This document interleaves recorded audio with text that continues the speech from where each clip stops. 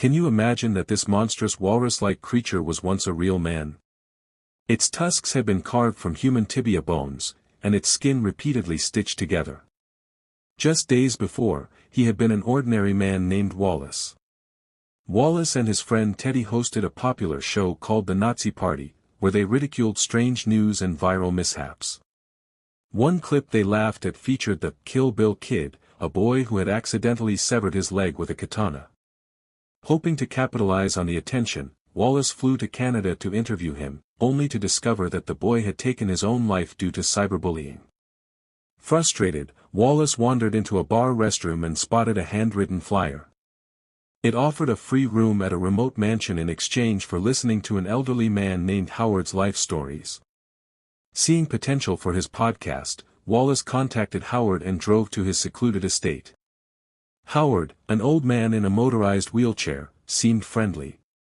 He shared tales of his youth, including meeting Hemingway while working as a cook on a ship, and showed Walrus strange walrus-related artifacts. Howard explained that his fascination with walruses began after surviving a 1959 shipwreck, where a walrus kept him alive in freezing waters. Fascinated, Walrus drank Howard's tea, but soon passed out.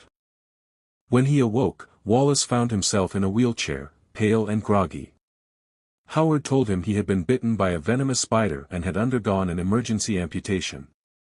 But the truth soon became horrifyingly clear: there was no spider, no doctor, and Howard's kindness had been a facade. Howard intended to transform Walrus into a human walrus. He removed Walrus's tongue, bound his arms, and forced him to watch videos and learn how to swim like a walrus.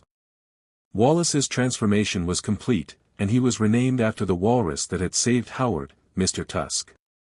Meanwhile, Walrus's girlfriend Ally and Teddy tried to find him.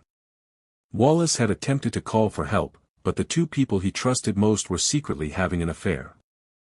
Desperate, Walrus left a message begging for rescue, but Howard intercepted him, threatening, "You will be a walrus, or you'll be nothing at all."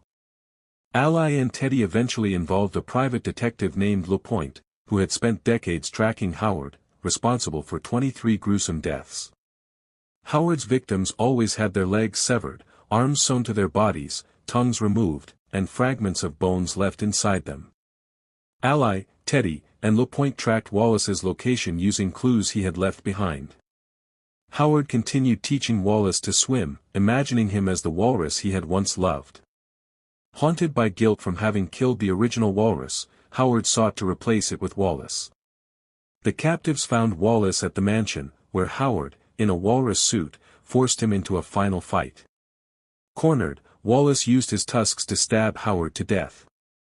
Ally and Teddy arrived, horrified at Walrus's transformed appearance. A year later, Walrus lived in a zoo. Ally called to him, and he responded only when offered his favorite fish.